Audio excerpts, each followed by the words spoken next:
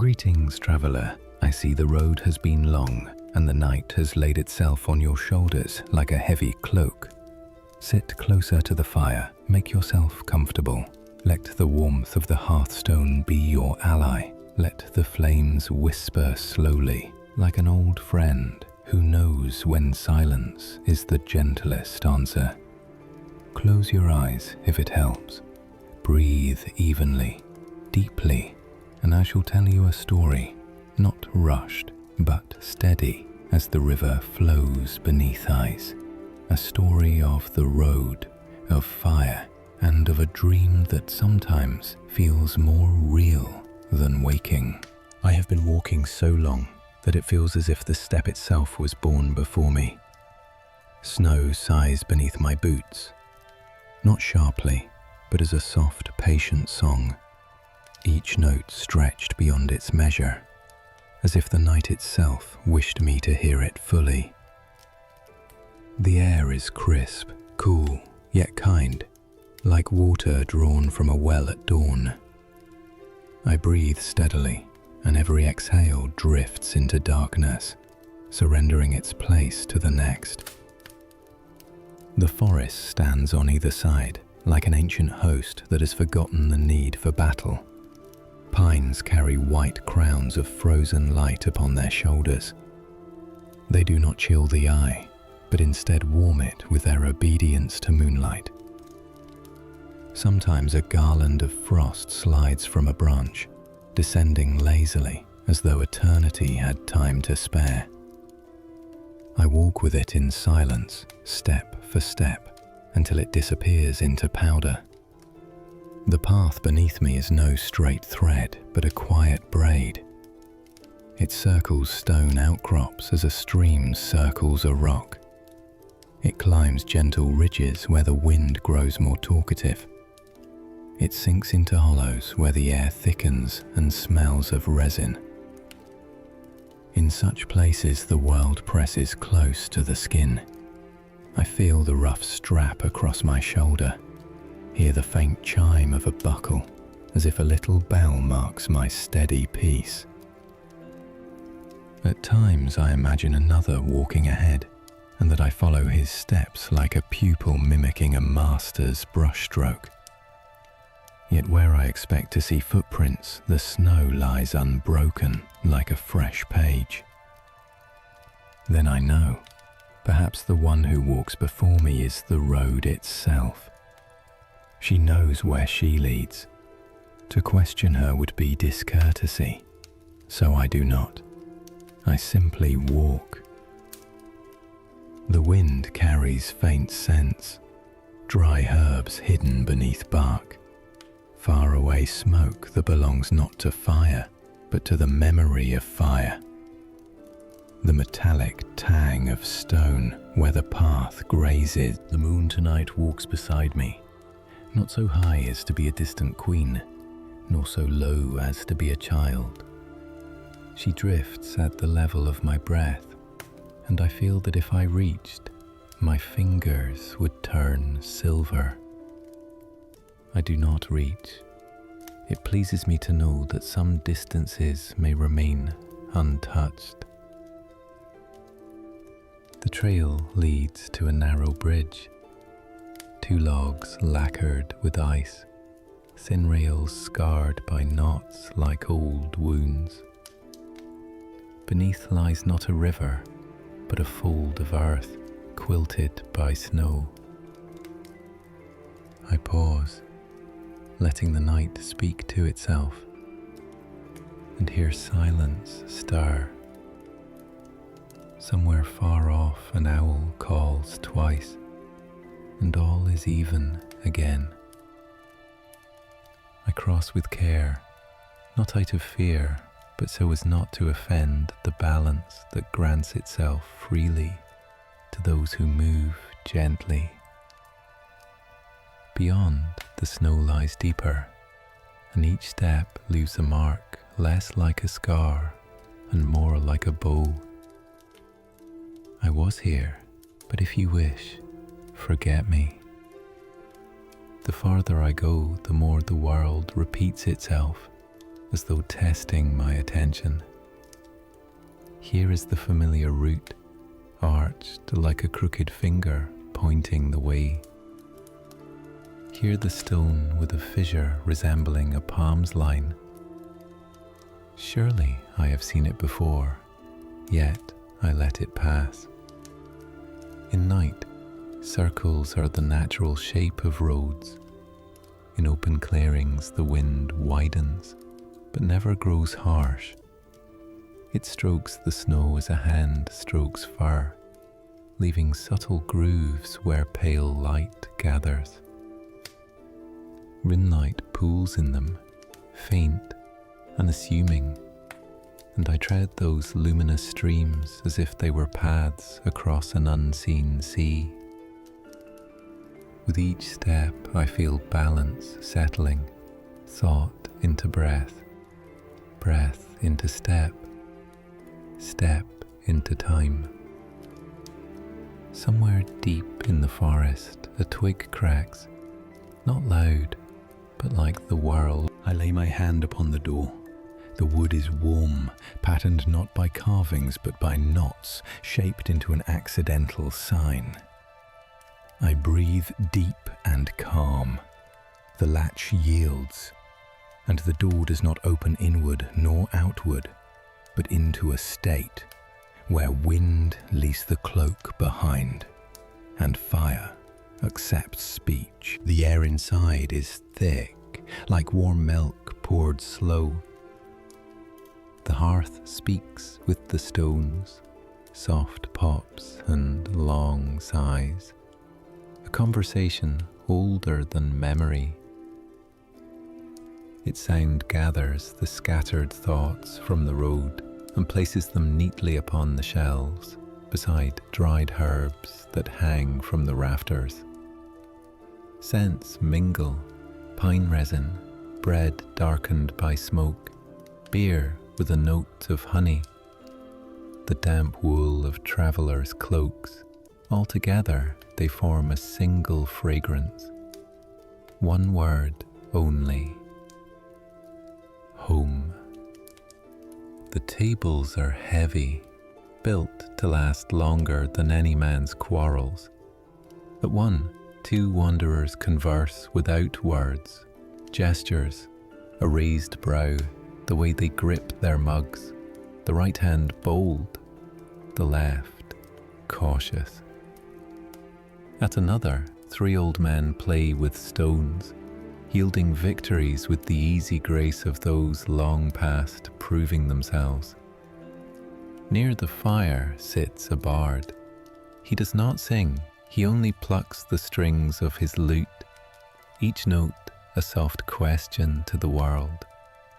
And the world, it seems, answers gently. The tones ripple across the flames as if I see them with my eyes, circles spreading upon fire as upon water. I slip off my gloves, place them on the table, and draw closer to the warmth. My hands sting with pins of heat as life stirs in the skin again. I do not rush to order food. I do not speak. First, there is listening, the right granted by sitting near fire, where silence is free to all who respect it. On the bench beside me stirs an old man. His cloak is grey, his hair white as frost. He stares long into the flames, as though they are an old companion. When at last he turns his gaze to me, there is no curiosity, no judgment, only the quiet acknowledgement: you have arrived. He speaks, his voice rough yet gentle. Far you have walked, I answer softly, my eyes still on the fire. The road chose the way, I simply did not argue. He nods, as if this reply was one he has heard before, and approves. For a time we sit together in companionable silence. The tavern's sounds spread in layers, The nearest, flame. Beyond, loot. Farther still, mugs striking wood, voices weaving together. And on the edge, the slow breath of a traveler asleep. It is a pattern, well stitched, each sound a thread. Then the old man leans closer. He smells faintly of wool and dried herbs. His eyes remain on the fire as he speaks. In the north, he whispers, soft enough that the flames might hear it too. Beneath stone older than names, lies a hall.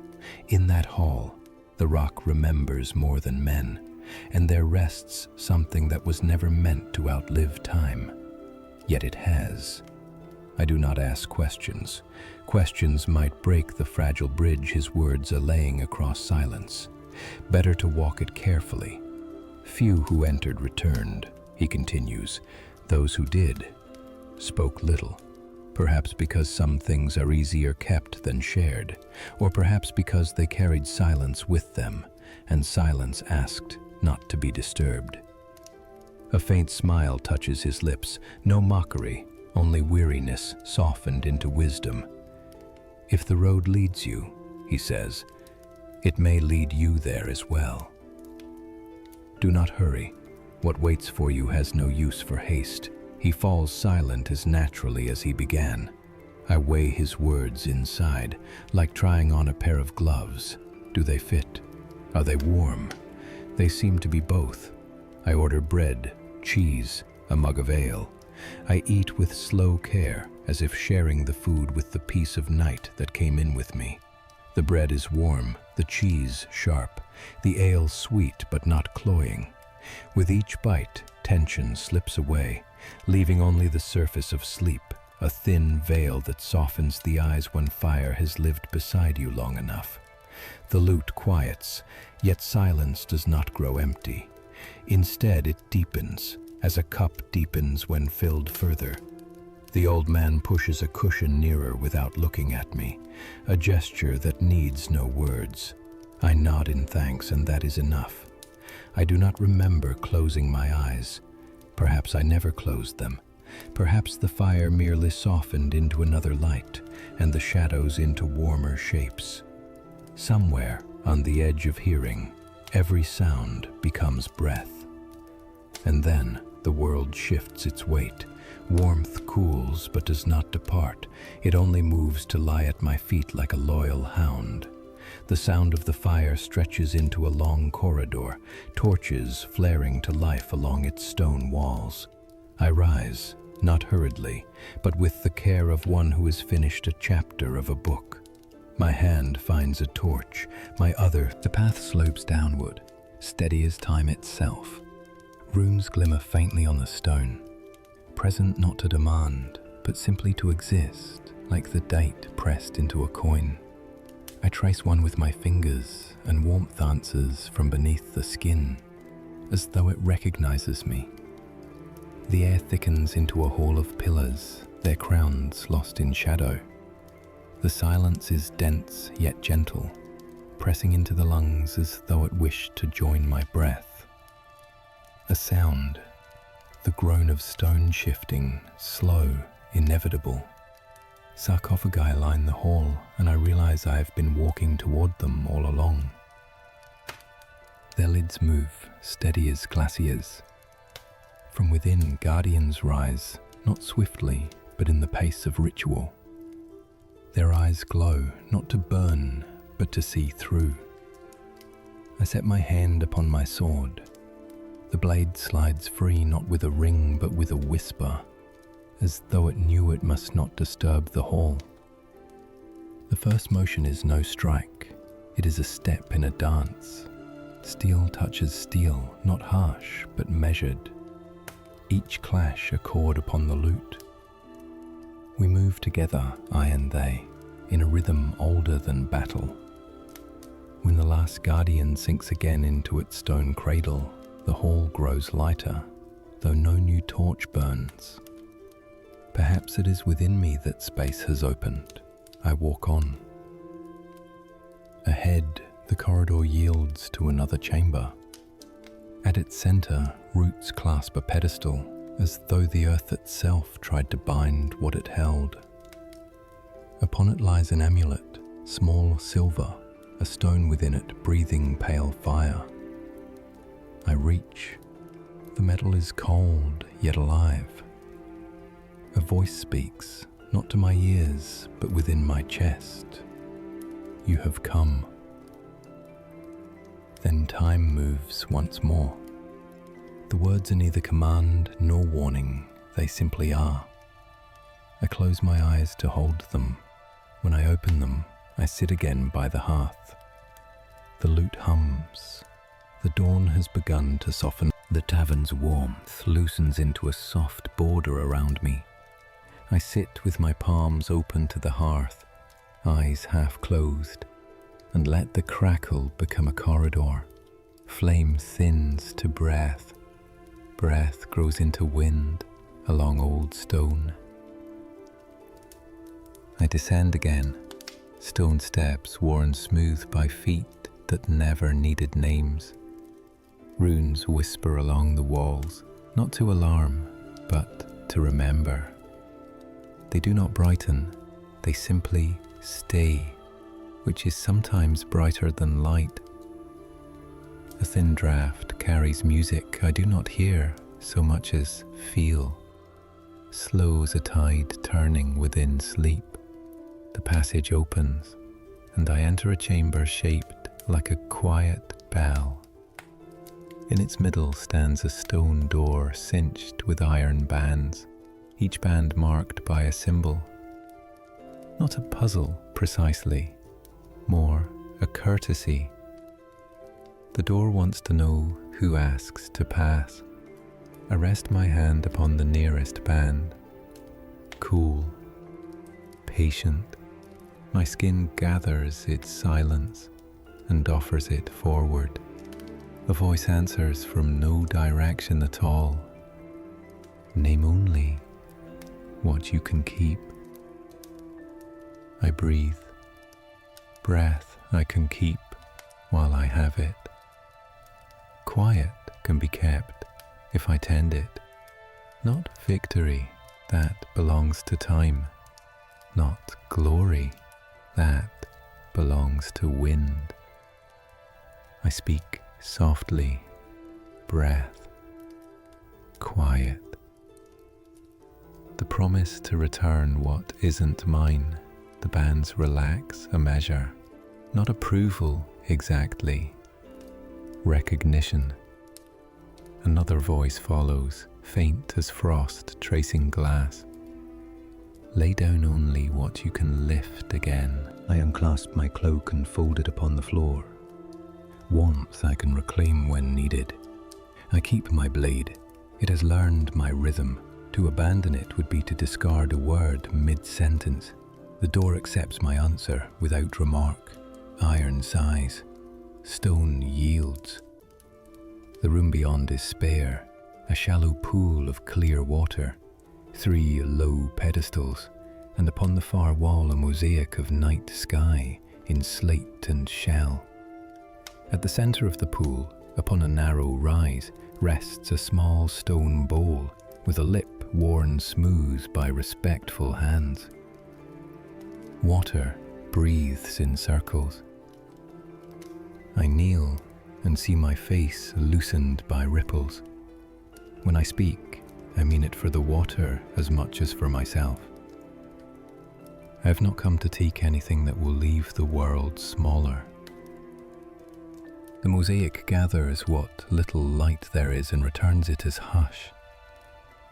Beneath the surface, tiny shapes shift like leaves. Not fish. Memories, perhaps, adjusting themselves. A current moves. It does not point so much as lean. I follow its leaning through a narrow arch and into a long hall, whose pillars curve inward like trees knit together by age. A whisper of feet, my own, meets the edges of carved stone and returns slow. Coffers stud the walls. Some are empty, some sealed, some ajar just enough to exhale a smell of dust and pine pitch. I am not alone, but I am not threatened. Presence lives here as weather lives in sky, constant, untroubled by my single cloud. From the far end rises that careful sound again, stone that will open if asked correctly.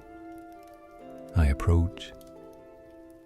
Two guardians emerge, not leaping, simply arriving as a ceremony arrives when it is time.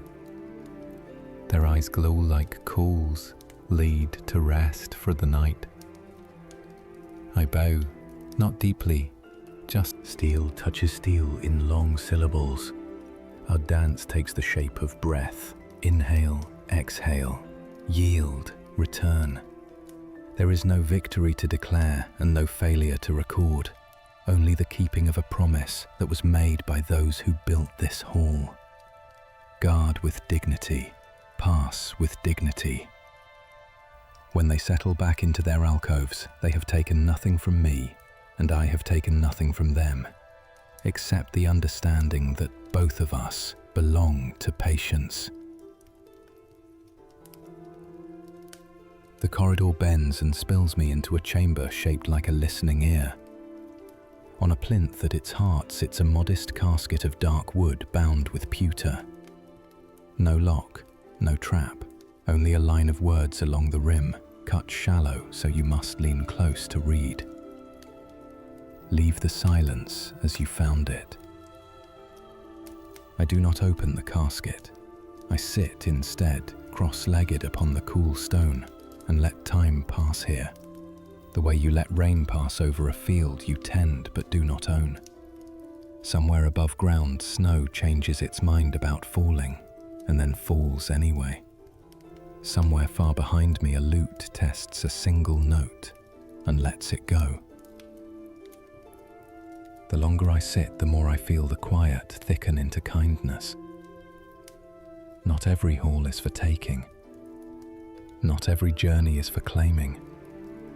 Some rooms are doors to other rooms, and some rooms are wells from which you should not draw if you want the water to remain clear.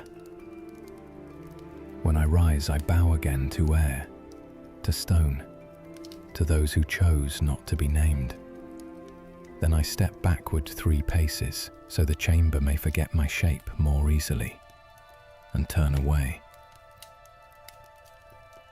On my way back, the pool of clear water glows a little with the memory of my sitting. It does not keep my reflection, only the faint warmth that any visitor leaves if they have not hurried. At the threshold, the iron bands ease shut with no complaint. Behind the door, silence resumes its slow work. I climb. With each step upward, warmth gathers, no longer at my feet like a hound, but upon my shoulders like a shawl. The corridor loosens into crackle. Torch becomes ember, ember becomes flame. Flame becomes the tavern's steady heart. I am back by the hearth, my palms open to the same fire, as if I had not moved at all. The old man sits where he sat before, though I did not see him take his place. He looks at the logs as a farmer looks at fields after the rain, measuring not yield, but rightness. I speak first, my voice low. Some doors open if you name only what you can keep. His mouth tucks into the ghost of a smile. And some stay shut, he answers, because closed is how they do their keeping. We do not say more. We do not need to. The fire supplies all the rest.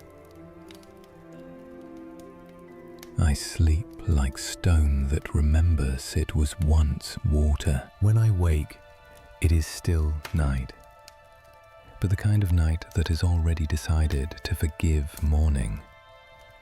The tavern's common room rests in its own slow breathing. A chair creaks, a log collapses inward. Someone upstairs turns in a bed, chasing a kinder dream. I rise, drink a little water left in a clay cup, and step outside. Snow hushes my footfalls. The sky is a slate bowl with a rim of green light. Aurora thinking of beginning. Stars stand as if listening. The road north calls, without voice. I follow it because it is polite to answer when called. Trees step back to let the slope widen. A line of stones leads toward a ridge where the wind has laid its harp. Low chanting comes from nowhere and everywhere at once. Not words I know, not words perhaps at all, but breath shaped into kindness. It is the sort of sound mountains make when they wish to steady your step. On the shoulder of the ridge, a monk sits with his back to a cairn, wrapped in wool the colour of cloud. His eyes are open but untroubled, as lakes are open on the stillest day. He raises one hand in greeting, not as if to own my attention, but to share a portion of his calm. "Traveller," he says, "you walk as if you know where not to hurry." "I practice," I answer. He angles his head toward the valley below. A shout is not always a thunder.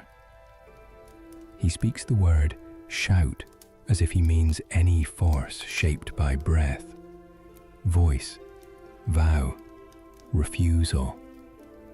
Sometimes the truest shout is rest. I nod. He studies my face, then the line of my shoulders, then the road behind me. "Keep that in your pocket," he says gently, "beside whatever else you carry." It is almost a joke, almost a blessing. We sit together a while, not speaking. The aurora takes courage, painting a pale bridge west to east, as though one world had decided to touch another without any need to cross. When I rise, the monk rises with me, solely to bow, no more and no less. I bow in return. We separate without message to deliver to anyone else. Beyond the ridge, the path threads between stone teeth. There, under an overhang shaped like a listening ear, I find a ring of old markers, antlers tied with ribbon, feathers braided with herbs. Travellers have left assurances for those who would pass. We were here. We wished no harm. I add one. 3 breaths upon my closed fist, then the soft press of my knuckles to the rock. The stone is cool. The stone does not refuse me. Farther on, the world opens to a high tarn, an oval of black glass. Along its edge stands a boat carved from a single log, pulled far above the waterline, but facing inward, as if remembering. But do not launch it. I sit upon its rim and watch frost creep like slow lace along the lake's edge. The lake, too, is a door that keeps best when it looks like a wall. Footsteps crunch behind me. I turn and see the tavern's bard, cloak drawn close, lute slung low. "I thought you would be awake," he says. His voice is quiet, a voice built from nights exactly like this. Music gets lonely unless someone listens, and sometimes it wants to walk. I gesture to the boat. It remembers, I say. He smiles. Boats, like songs, forget quickly when they are not used, he replies. But they remember faster than people think. He sits. He tunes or pretends to, letting small sounds place themselves into air. Then he plays something so slow, the notes seem to hesitate at the edge of existing. Half promises, tender and brief. The lake holds them without echo. The sky draws them like thread through cloth. When he pauses, he asks without looking at me, "Did it speak to you? What you found below?" "Not in words," I say. "It asked me to leave the silence as I found it." "It was right," he answers. "Silence is a scroll no hand should write upon." He rises, slings the lute, and nods toward the east. "Dawn is close. I'll walk back." He goes. His footsteps do not disturb the frost. I stay until the first line of gold proves itself above the far ridge. When I return to the tavern, the common room is beginning to wake. Someone has banked the fire. Someone else has set a pot to steam. The world, which had been night, shifts carefully, respectfully, into morning. The innkeeper wipes a table, glances up, and studies me the way one studies weather at the door. "You look as if you carried something and put it down where it belonged," she says. "I carried it," I answer. "It asked not to be moved." I agreed. She nods, satisfied. "Then you'll want breakfast," she concludes. "I will," I say, and smile. She sets before me thick bread, a wedge of cheese, and a bowl with porridge faintly sweetened. I eat slowly, the way one should greet a day that has arrived without demand. A child pads in, hair untidy from honest sleep. He climbs a chair 2 tables away and stares, solemn and unafraid. When I glance up, he blinks once, then declares to the empty air, "He's going to find a king." The innkeeper laughs softly, without turning. "He's going to find warm boots if he doesn't put the pair on his feet," she says. The child jams his heels home but does not look away from me. His decree hangs like a pennant in a wind too gentle to move it. I raise my mug in acknowledgement. He nods back, duty done, and wanders off in search of honey. I step outside again when the bowl is empty. The road gleams with a thin sheen where dawn's first warmth brushes the frost. The mountains have drawn in closer. Perhaps I have stepped into their patience. I do not go far. The day is for staying, for mending straps, for washing hands in a basin that smells faintly of mint, for letting the mind practice being a good room. I sit beneath the eaves and listen to snow release the roof, one handful at a time. Travelers come and go, lightly as birds landing and leaving the same branch. And each time the door swings a measure of warmth outward into the morning, like a greeting that never tires. Toward evening, the bard returns and plays the song that ends only when the sun sets. It is not sad. It is not triumphant. If it belongs to anything, it belongs to balance. When the last note settles, the innkeeper speaks from the doorway without looking up from her work. That one always remembers where to stop. I taught it, the bard answers, and did it learn well enough to teach me back. Night folds itself over the eaves again, gentle as a blanket that has lived many winters.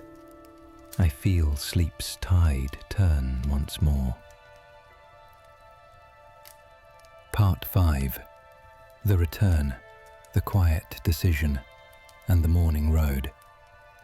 Dream takes me, but lightly now, like a boatman who knows the current. I do not return below the mountain. I return beside it.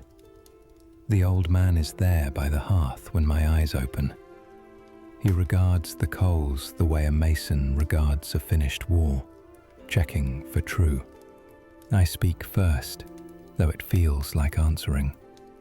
If a thing survives time, perhaps it is because time wants to be certain we can survive it too. He nods, the crease at his mouth deepening, or because time is a door and prefers not to be the last. I glance at his hands, scarred, calm, resting upon his knees. You have been, I say. I have, he replies. You returned. I did, he says, and after a beat adds, it asked for less than I was ready to give. That is how I knew it was trustworthy. We let the fire speak for a while. It says the same things, differently. Outside, snow begins with care, each flake taking its place as if joining a choir. I walk the small paths around the tavern, greeting woodshed. Well, the old wagon stalled in herbs where it has found a second purpose. A fox passes, measuring me with eyes that have no quarrel with my shape. We agree to keep each other's secrets. When I return, the common room has gathered a few more voices against the cold. A woman with a scar that did not learn to be ugly sharpens a knife slowly. A pair of merchants tuck ledgers away. The innkeeper speaks from the doorway without looking up from her work. That one always remembers where to stop. I taught it, the bard answers. And did it learn well enough to teach me back? Night folds itself over the eaves again, gentle as a blanket that has lived many winters. I feel sleep's tide turn once more. Dream takes me, but lightly now, like a boatman who knows the current. I do not return below the mountain. I return beside it. The old man is there by the hearth when my eyes open. He regards the coals the way a mason regards a finished wall, checking for true. I speak first, though it feels like answering. If a thing survives time, perhaps it is because time wants to be certain we can survive it too. He nods, the crease at his mouth deepening. Or because time is a door and prefers not to be the last. I glance at his hands, scarred, calm, resting upon his knees. You have been, I say. I have, he replies. You returned. I did, he says, and after a beat adds, it asked for less than I was ready to give. That is how I knew it was trustworthy. We let the fire speak for a while. It says the same things, differently. Outside, snow begins with care, each flake taking its place as if joining a choir. I walk the small paths around the tavern, greeting woodshed. Well, the old wagon stalled in herbs where it has found a second purpose. A fox passes, measuring me with eyes that have no quarrel with my shape. We agree to keep each other's secrets. When I return, the common room has gathered a few more voices against the cold. A woman with a scar that did not learn to be ugly sharpens a knife slowly. A pair of merchants tuck ledgers away as if closing cages. The bard hums without touching strings. The innkeeper's child builds a fortress from kindling and then unbuilds it with equal joy. The old man says without preface, "You will leave in the morning." "I will," I answer. "You will carry what you must," he says. "I will." "And you will set down what you can," he finishes. "Yes." He gives me a glance as brief and precise as a bow. The conversation is complete, though we barely spoke. Some talk is a bridge, some is a landing on the far side. Night deepens kindly. I sit by the hearth with hands wrapped around a mug that has forgotten how to be fully empty. The bard from his corner offers a story. "Once," he says, "there was a king who learned to keep a kingdom by learning first to keep a single room. He swept it each morning. He opened the window no matter the weather. He said goodnight to the chair as if the chair had listened. When at last they pressed a crown into his hands, he set it upon the same chair and told it, 'Wait,' and the crown obeyed." The room hums, content with a parable that stops where it should. "Did he wear the crown?" asks the innkeeper's child from the floor, where he is constructing a city from spoons. "When guests came who needed crones to know how to speak," the bard answers, "he wore it for them. Otherwise he wore his listening." The child nods as if that settles something he had not known to ask. I sleep well, the sort of sleep that is not a fall, but a gentle leaning into an arm, offered by nothing and everything. Morning arrives the way a careful guest arrives, after knocking as softly as light can knock. Frost melts from the window's lower edge. The mountains draw their blue lines crisp against a sky that has forgotten how to be stern. I shoulder my pack, test the weight, and find that it belongs. Downstairs, the innkeeper wraps a small loaf in cloth and tucks a sliver of hard cheese beside it. "For the steps between meals," she says. "Have you measured them?" I ask. "I have measured enough," she says, "and the rest you will measure better than I." The bard is lacing his boots by the door. He glances up. "If you meet a song that refuses to end," he says, "teach it a breath it can count. And if I meet a silence that refuses to begin, bring it bread," he grins. "Silence likes to eat with friends." The old man stands farther back, as if watching a road inside the room. "Do not be surprised," he says, "if what you put down is still in your pocket when you reach the next town." "Then I will put it down again," I say. He nods once. I open the door. The morning makes room for me the way water makes room for a hand, and closes gently around the shape I give it. The first steps are always truer than the ones that try to remember them. I let these steps be new. Snow greets the print I leave behind with gratitude rather than grief. The tavern settles at my back, its roofline a word I cannot read from here, but understand anyway. Trees arrange themselves into a procession, not grand, not humble, simply correct. The mountains set their shoulders where they are most needed. I walk. A mile on, the road offers a decision it doesn't care to enforce, down into the valley where a town carries its smoke like soft banners, or up toward a pass where the day keeps its glass door ajar for those who enjoy a certain kind of quiet. I take the pass, not as a preference, but as a courtesy to a conversation I began with the ridge last night. The monk is gone. His cairn remains, the way a smile remains in a room long after the person has stepped outside. I place 3 small stones upon it, one for each thing I named to the iron bands. Breath, quiet, and the promise to return what is not mine. The wind approves in its fluent, wordless way. By noon, the sky has set aside its winter hesitation and turned to bright work. The path finds an overlook where the world explains itself without asking for anything in return. I pause, not to claim the view, only to give it witness. I adjust my cloak. My hand touches my pocket. There, cool and certain, rests a shape that was not there when I left the tavern. I slip it out and open my palm. The amulet lies quiet, small silver with a stone that does not shine so much as remember how to shine.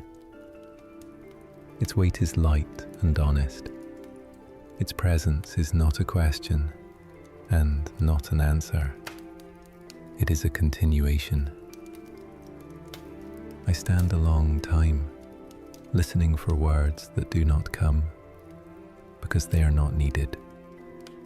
The mountain speaks anyway, in the creak of snow, the far clatter of ice, the wing beat of a bird that neither announces nor hides.